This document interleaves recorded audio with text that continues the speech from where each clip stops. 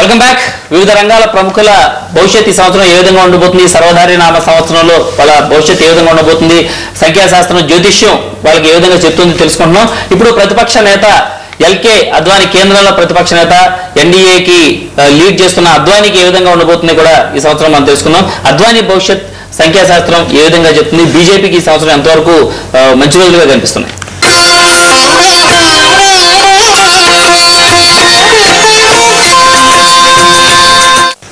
వీరికి 8-2 ఈ యొక్క సంఖ్య అనేది రెండో సంఖ్య అదృష్ట సంఖ్య.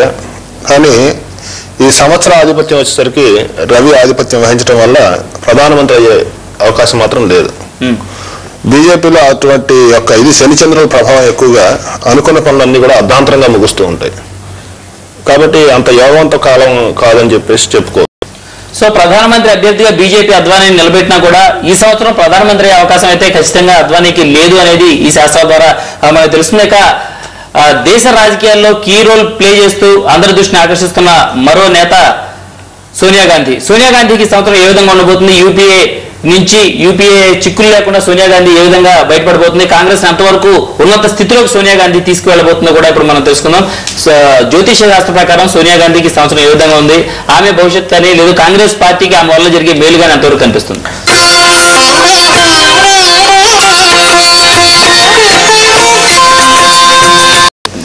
సంఖ్యాశాస్త్ర ప్రకారంగా ఈ సంవత్సరం రాహు సంవత్సరాధిపతి అయ్యాడు. 9, 5 ఇవి రెండు కూడా ఏంటంటే కుజుడు బుధుడికి సంబంధించినటువంటి ఈ అంకెలు. వీటి రీత్యా ఆరోగ్యరీత్యా ఇబ్బందుల వల్ల మరియు ఈ సంవత్సరం అంతా కూడా ఆవిడకి అనేక రకాల ఇబ్బందులు ఎదురైనా కానీ ప్రధానమంత్రి అయ్యే అవకాశం మాత్రం ఎట్టి పరిస్థితుల్లోనూ లేదు. కుజుడు ఎప్పుడైతే బలీయంగా ఉంటాడో అప్పుడు ఆ యొక్క యోగ్యత కలుగుతుంది. సో అటువంటి దానికి రాహు తోడవటం వల్ల ఈవిడికి ప్రధానమంత్రి అయ్యే అవకాశం లేదు. మళ్ళీ పార్టీలో ఒక స్థానాన్ని మాత్రం సముపార్జన చేయగలుగుతుంది. సో ఈసారి కూడా సోనియా గాంధీకి ప్రధానమంత్రి అయ్యే అవకాశం లేదు. అయితే సోనియా గాంధీ మాత్రం ఒక లీడ్ రోల్ పోషించే అవకాశం రాజకీయాల్లో ఉంది అనే వాదనగా మనకు వినిపిస్తుంది. ఇక మరొక నేత భావి ప్రధానమంత్రిగా కాంగ్రెస్ చేత కీర్తింపబడుతూ ఆ నాయకులందరూ జయకొడుతున్న మరో నేత రాహుల్ గాంధీ.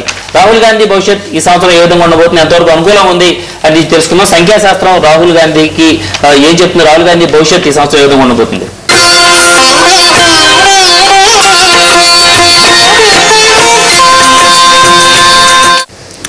రాహుల్ గాంధీ అతి తక్కువ సమయంలో ఉన్నత స్థాయికి ఎదిగే అవకాశం ఎక్కువగా గోచరిస్తోంది. కానీ గురుడు యొక్క బలం వల్ల అక్టోబర్ నుంచి తను అనుకున్న స్థానానికి ఇదయ్యే అవకాశం కూడా గోచరిస్తోంది. పార్టీలో మంచి పట్టు సాధించే సంవత్సరం అని చెప్పేసి మనం చెప్పుకోవచ్చు. రాహుల్ గాంధీకి ఈ సంవత్సరం అనుకూలంగా ఉండే అవకాశం ఉంది. తల్లి సోనియా గాంధీకి అంత అనుకూలంగా లేకపోయినా ఆమె పుత్రుడు రాహుల్ గాంధీ మాత్రం ఈ సంవత్సరం జైత్రయాత్ర కొనసాగించే అవకాశాలు ఎక్కువ ఉన్నాయని తెలుస్తుంది. ఇక భారతదేశ ప్రజలందరూ కీర్తిస్తున్న మరొక వ్యక్తి మహేంద్ర సింగ్ ధోని. గత ఆస్ట్రేలియా పర్యటన విజయవంతం తర్వాత చాలా విపరీతమైన క్రేజ్ ధోనికి రావడం మనం చూసాం. ధోని ఈ సంవత్సరం భారత జట్టును ఎంతవరకు ముందుకు నడిపించగలుగుతాడు, పర్సనల్ గా ధోనికి ఏ విధంగా అనుకూలించే కాలం కూడా తెలుసుకుందాం. ధోని భవిష్యత్ సంఖ్యాశాస్త్ర పరంగా ఈ సంవత్సరం ఏ విధంగా కనిపిస్తుంది?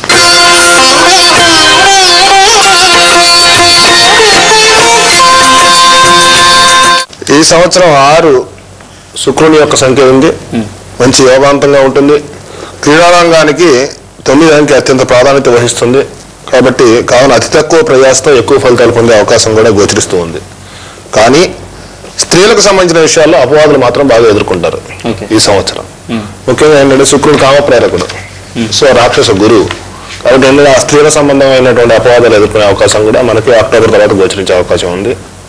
ధోనికి ఈ సంవత్సరం కూడా చాలా అనుకూలించే కాలం, భారత జట్టును ముందుకు తీసుకెళ్తాడు, అలాగే ఒక నాయకుడిగా పేరు ప్రఖ్యాతులు మరింత పెంచుకుంటాడు అనేది కనిపిస్తుంది. ఇక రాజకీయ సినీ రంగ ప్రముఖుల భవిష్యత్తు కూడా మనం తెలుసుకుందాం. వాళ్ళకు కూడా ఈ సంవత్సరం నవంబర్ నుంచి చాలా మంది ఎక్కువ మందికి కలిసి వచ్చే కాలంగా మనకు కనిపిస్తుంది. అయితే మాత్రం శ్రమ ప్రయాస ఖచ్చితంగా ఉండే అవకాశాలు ఎక్కువగా ఉన్నట్టుగా మనకు తెలుస్తుంది. జ్యోతిష్యం కానీ అటు సంఖ్యాశాస్త్రం కానీ శాస్త్రాలు ఏం చెప్పినా కూడా అంతిమంగా ప్రజలు ఏం తెలిపిస్తారు, ప్రజలు ఏమి నిర్ణయించుకుంటారు